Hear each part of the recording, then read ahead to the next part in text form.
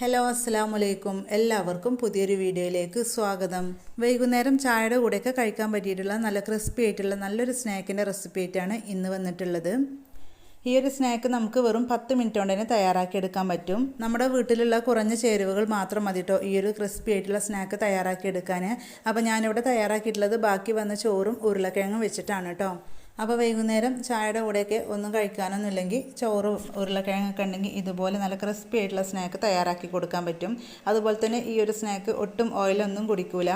അപ്പോൾ എങ്ങനെ ഇത് ഉണ്ടാക്കിയെടുക്കാൻ നോക്കാം. അതിനു മുന്നേ നമ്മുടെ ചാനൽ ആദ്യമായിട്ട് കാണുന്നവരൊക്കെ ഉണ്ടെങ്കിൽ ഒന്ന് സബ്സ്ക്രൈബ് ചെയ്യുക. വീഡിയോ കണ്ടുകൊണ്ടിരിക്കുമ്പോൾ തന്നെ ഇഷ്ടപ്പെടുകയാണെങ്കിൽ ഒന്ന് ലൈക്ക് ചെയ്ത് സപ്പോർട്ട് ചെയ്യാം.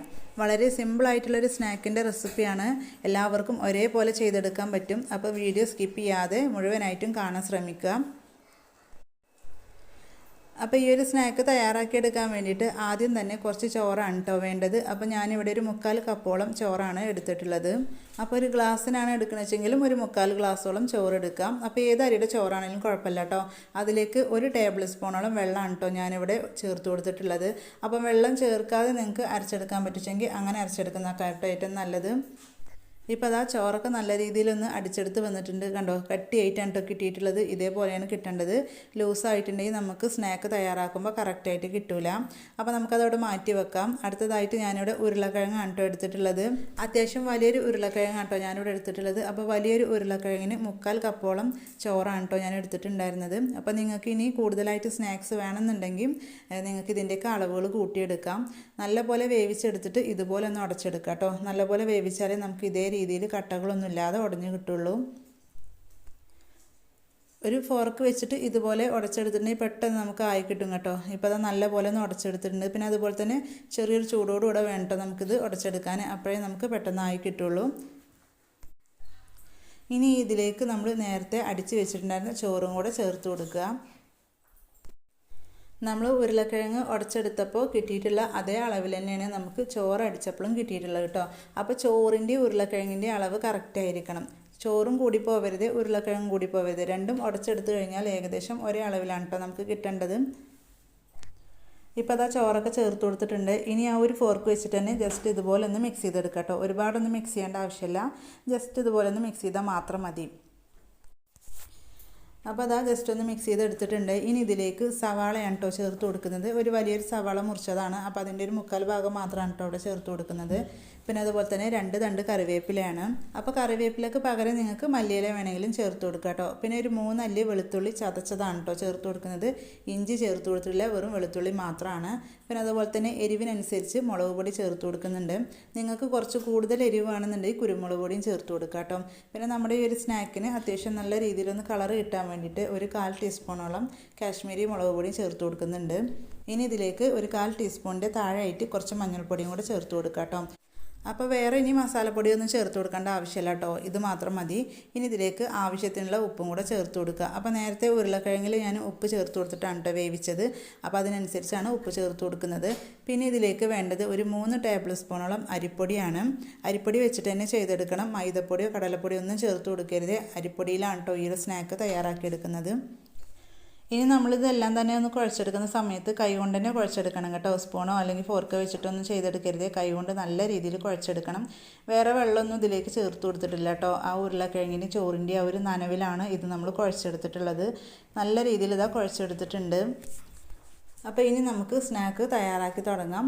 അപ്പോൾ ഈ ഒരു കൂട്ടിന്ന് കുറച്ചെടുത്തിട്ട് കയ്യിൽ വെച്ചിട്ട് ജസ്റ്റ് ഇതുപോലെ ഒന്ന് ഉരുട്ടി കൊടുക്കാം. നമ്മൾ എടുക്കുന്ന സമയത്ത് കയ്യിൽ ഒട്ടിപ്പിടിക്കുകയാണെങ്കിൽ കുറച്ച് വെള്ളമോ അല്ലെങ്കിൽ ഓയിലോ കയ്യിലൊന്ന് പുരട്ടിയതിൻ്റെ ശേഷം ഇതുപോലെ ഒന്ന് ചെയ്തെടുക്കുക കേട്ടോ. ഇതുപോലെ ഒന്ന് ഉരുട്ടിയെടുക്കുക. അപ്പോൾ ഞാനിവിടെ റെഡിയാക്കി എടുക്കുന്നത് ഈ ഒരു ഷേപ്പിലാണ് കേട്ടോ. അപ്പോൾ നിങ്ങൾക്ക് വേണമെങ്കിൽ ബോൾസ് ആക്കിയിട്ട് അങ്ങനെ വേണമെങ്കിലും ചെയ്തെടുക്കാം. ഇപ്പോൾ അതാ ഞാനിവിടെ ഒന്ന് ചെയ്തെടുത്തിട്ടുണ്ട്. അപ്പോൾ നിങ്ങൾക്ക് ഏത് ഷേപ്പിലാണോ വേണ്ടതെങ്കിൽ അത് നിങ്ങളുടെ ഇഷ്ടത്തിനനുസരിച്ച് ഉണ്ടാക്കിയെടുക്കാം. അപ്പോൾ നമുക്ക് ബാക്കിയുള്ളതെല്ലാം തന്നെ ഇതേപോലെ ഒന്ന് ചെയ്തെടുക്കാം. അപ്പോൾ ബാക്കി വന്ന ചോറുകൊണ്ട് നമ്മൾ ഒരുപാട് സ്നാക്കൊക്കെ തയ്യാറാക്കലുണ്ട്. അപ്പോൾ അതിൽ നിന്നൊക്കെ വ്യത്യസ്തമായിട്ട് ഉരുളക്കിഴങ്ങൊക്കെ ചേർത്തിട്ട് നല്ല ക്രിസ്പി ആയിട്ടുള്ള ഒരു സ്നാക്കാണ് കേട്ടോ ഇത് റെഡിയാക്കി എടുക്കുന്നത്. കുട്ടികൾക്കൊക്കെ വളരെയേറെ ഇഷ്ടപ്പെടും. വൈകുന്നേരം ചായയുടെ കൂടെയൊക്കെ കഴിക്കുമ്പോൾ ഒരു പ്രത്യേക ടേസ്റ്റാണ് കേട്ടോ. പിന്നെ അതുപോലെ തന്നെ ഇതിൽ കൂടുതലായിട്ട് ചേരുവകളൊന്നും ചേർത്തിട്ടില്ല. എല്ലാം നമ്മുടെ വീട്ടിൽ കിട്ടുന്ന ചേരുവകൾ മാത്രമാണ്. അപ്പോൾ ഞാനിവിടെ കുഴച്ച് വെച്ചിട്ടുണ്ടായിരുന്ന ആ ഒരു കൂട്ടുന്ന പകുതിയാണ് കേട്ടോ ഇപ്പോൾ ചെയ്തെടുത്തിട്ടുള്ളത്. അപ്പോൾ നമുക്ക് ഇത് ഫ്രൈ ചെയ്തെടുക്കുന്ന ആ ഒരു സമയം കൊണ്ട് ബാക്കിയുള്ളതും റെഡിയാക്കി എടുക്കാം കേട്ടോ. അപ്പോൾ ഈ ഒരു അളവിലാണ് ചെയ്തെടുക്കേണ്ടത് കേട്ടോ. ഈ ഒരു അളവിൽ ചെയ്തെടുത്താലാണ് നമുക്ക് പെട്ടെന്നായി കിട്ടുള്ളൂ. അല്ലെങ്കിൽ ഒരുപാട് സമയം നമ്മൾ ഓയിലിട്ട് ഫ്രൈ ചെയ്തെടുക്കേണ്ടി വരും. ഇതാകുമ്പോൾ 1-2 മിനിറ്റ് കൊണ്ട് തന്നെ നമുക്ക് റെഡിയായിട്ട് കിട്ടും. അപ്പോൾ ഇത് ഫ്രൈ ചെയ്തെടുക്കാൻ ആവശ്യമായിട്ടുള്ള ഓയിൽ ഇവിടെ ചൂടാക്കി എടുത്തിട്ടുണ്ട്. ഒരുപാട് ഓയിലൊന്നും വേണ്ട, കുറച്ച് ഓയിൽ മാത്രം മതി കേട്ടോ. എന്നിട്ട് നല്ലപോലെ ചൂടായതിൻ്റെ ശേഷം മീഡിയം ഫ്ലെയിമിലേക്ക് ഇട്ട് കൊടുക്കുക. എന്നിട്ട് വേണം ഇതിട്ട് കൊടുക്കാനും. അപ്പോൾ നമ്മളിത് 2 മിനിറ്റ് നേരം മീഡിയം ഫ്ലെയിമിലിട്ട് ഫ്രൈ ചെയ്തെടുക്കുകയാണെങ്കിൽ നമുക്ക് റെഡി ആയിട്ട് കിട്ടും. ലോ ഫ്ലെയിമിലിട്ട് കൊടുത്തിട്ടുണ്ടെങ്കിൽ ഇത് ഓയിൽ കുടിക്കാനുള്ള ചാൻസ് ഉണ്ട്. അപ്പോൾ അതുകൊണ്ടാണ് മീഡിയം ഫ്ലെയിമിലിട്ടിട്ട് തന്നെ ഇത് ഫ്രൈ ചെയ്തെടുക്കണം. അപ്പോൾ ഇതുപോലത്തെ പാൻ എടുക്കുകയാണെങ്കിൽ നമുക്ക് ഒരേ സമയം ഒരുപാട് എണ്ണം നമുക്ക് ഫ്രൈ ചെയ്തെടുക്കാൻ പറ്റും. ഇനിയിപ്പോൾ നമ്മളിത് ഓയിലിൽ ഇട്ട് കൊടുക്കുന്ന സമയത്ത് ഇത് തമ്മിൽ ഒട്ടിപ്പിടിക്കൊന്നുമില്ല കേട്ടോ. അപ്പോൾ നമ്മൾ സാധാരണ സ്നാക്സൊക്കെ തയ്യാറാക്കുന്ന സമയത്ത് കുറച്ച് നേരം കഴിഞ്ഞാൽ നമ്മൾ ഒരു സ്പൂൺ അതിൽ തവി വെച്ചിട്ടൊക്കെ ഇളക്കി കൊടുക്കും. അപ്പോൾ അങ്ങനെ ചെയ്ത് കൊടുക്കരുത് കേട്ടോ. ഒരു വശം നല്ല പോലെ ആയതിൻ്റെ ശേഷം മാത്രം ഇത് ഇളക്കി കൊടുത്താൽ മതി, അല്ലെങ്കിൽ ഇത് പൊട്ടിപ്പോവും. ഇതിപ്പോൾ നമ്മൾ ഓയിലിൽ ഇട്ട് കൊടുക്കുന്ന സമയത്ത് നല്ല കുഴഞ്ഞ രീതിയിലാണ്. അപ്പോൾ അതുകൊണ്ടാണ് ഒരു വശം നല്ല രീതിയിൽ ആയതിൻ്റെ ശേഷം മാത്രം ഒന്ന് തിരിച്ചിട്ട് കൊടുത്താൽ മതി. അപ്പോൾ ഇടയ്ക്കിടയ്ക്ക് ഇതുപോലെ ഒന്ന് ഇളക്കി കൊടുക്കുക കേട്ടോ പാൻ വെച്ചിട്ട്. ഇപ്പോൾ ഞാനിവിടെ മുഴുവനായിട്ട് ഇട്ട് കൊടുത്തിട്ടുണ്ട് കേട്ടോ. എന്നിട്ടിപ്പോൾ മീഡിയം ഫ്ലെയിമിലാണ് ഇതിട്ട് കൊടുത്തിട്ടുള്ളത്.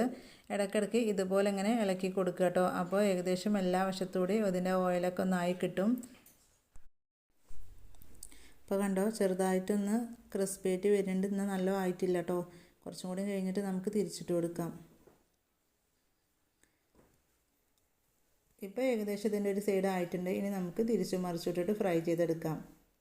അപ്പോൾ നമ്മൾ ഈ ഒരു സ്നാക്കിൻ്റെ കൂട്ട് തയ്യാറാക്കുന്ന സമയത്ത് വെളുത്തുള്ളി ചേർത്ത് കൊടുത്തിട്ടുണ്ടായിരുന്നല്ലോ. അപ്പോൾ അതുകൊണ്ട് തന്നെ ഇത് റെഡിയായി വരുന്ന ഒരു സമയത്ത് നല്ലൊരു സ്മെല്ലാണ് കേട്ടോ. ഇപ്പോൾ ഏകദേശം ഒരു 2-3 മിനിറ്റ് ആയപ്പോഴേക്കും ഇതുപോലെ ആയി കിട്ടിയിട്ടുണ്ട്. അപ്പോൾ ഇതുപോലെ കളർ വന്നിട്ടുണ്ടെങ്കിൽ നമുക്ക് ഓയിലിൽ നിന്ന് കോരി മാറ്റാം കേട്ടോ. പിന്നെ ഇത് ചൂട് പോകുന്നതിനനുസരിച്ച് കുറച്ചും കൂടെ കളറൊന്ന് കൂടും. അപ്പോൾ നിങ്ങൾക്ക് കാണുമ്പോൾ തന്നെ അറിയാം ഇത് അത്യാവശ്യം നല്ല രീതിയിൽ ക്രിസ്പിയായിട്ട് വന്നിട്ടുണ്ട്. ഇനി ഒരുപാട് സമയം നമ്മൾ വെച്ചിട്ടുണ്ടെങ്കിൽ ആ ഒരു സവാളയൊക്കെ നമ്മളിതിൽ ചേർത്ത് കൊടുത്താണല്ലോ, അപ്പോൾ അതൊക്കെ കരിഞ്ഞിട്ട് അതിൻ്റെ ഒരു ടേസ്റ്റിന് വ്യത്യാസം വരും. അപ്പോൾ നമുക്ക് ആദ്യത്തേത് നമ്മളിവിടെ ഫ്രൈ ചെയ്തെടുത്തിട്ടുണ്ട്. അപ്പോൾ അടുത്തത് നമ്മൾ ഇതേ രീതിയിൽ തയ്യാറാക്കി എടുത്തിട്ടുണ്ട് കേട്ടോ. ഇത് ഫ്രൈ ചെയ്യുന്ന ആ ഒരു സമയത്ത് ബാക്കിയുള്ളത് ഞാനിവിടെ റെഡിയാക്കി എടുത്തിട്ടുണ്ടായിരുന്നു. അപ്പോൾ നമ്മൾ രണ്ടാമത്തെ പ്രാവശ്യം ഫ്രൈ ചെയ്യുന്ന സമയത്ത് ഓയിൽ നല്ലപോലെ ചൂടാക്കുകയാണെങ്കിൽ ലോ ഫ്ലെയിമിലേക്ക് ഇട്ട് കൊടുത്തതിന് ശേഷം വേണം കേട്ടോ ഇത് ഇട്ട് കൊടുക്കാൻ. എന്നിട്ട് മീഡിയം ഫ്ലെയിമിലിട്ടിട്ട് ഫ്രൈ ചെയ്തെടുത്താൽ മതി. ഏകദേശം നമ്മൾ ഒരു 3/4 കപ്പോളം ചോറും പിന്നെ അതുപോലെ തന്നെ ഒരു വലിയ ഉരുളക്കിഴങ്ങ് പുഴുങ്ങിയതുമാണ് എടുത്തിട്ടുണ്ടായിരുന്നത്. അപ്പോൾ അതുകൊണ്ട് തന്നെ നമുക്ക് ഒരു പ്ലേറ്റ് നിറയെ നമുക്ക് ചായക്കടി തയ്യാറാക്കിയെടുക്കാൻ പറ്റും. ഇപ്പോൾ അതാ മുഴുവൻ സ്നാക്കും ഇവിടെ റെഡിയാക്കി എടുത്തിട്ടുണ്ട്. അപ്പോൾ ഉരുളക്കിഴങ്ങും ചോറൊക്കെ വെച്ചിട്ട് നിങ്ങൾ ഇതുവരെ ഇതേപോലെയുള്ള സ്നാക്ക് തയ്യാറാക്കി നോക്കിയിട്ടില്ലെങ്കിൽ തീർച്ചയായും ഒരു തവണ തയ്യാറാക്കി നോക്കാം കേട്ടോ. അപ്പോൾ ഇതിൻ്റെ കൂടെ ടൊമാറ്റോ സോസൊക്കെ ഉണ്ടെങ്കിൽ അതിലൊക്കെ ഒന്ന് ഡിപ്പ് ചെയ്തിട്ട് കഴിക്കുകയാണെങ്കിൽ ഇത് നല്ല ടേസ്റ്റാണ്. അപ്പോൾ ഇത്രയേ ഉള്ളൂ നമ്മുടെ ഇന്നത്തെ ഒരു വീഡിയോ ഇഷ്ടപ്പെട്ടാൽ ഒന്ന് ലൈക്ക് ചെയ്യുക. അതുപോലെ തന്നെ നിങ്ങളുടെ അഭിപ്രായങ്ങൾ അറിയിക്കുക. ഫ്രണ്ട്സിനും ഫാമിലിക്കും ഷെയർ ചെയ്ത് സപ്പോർട്ട് ചെയ്യാം.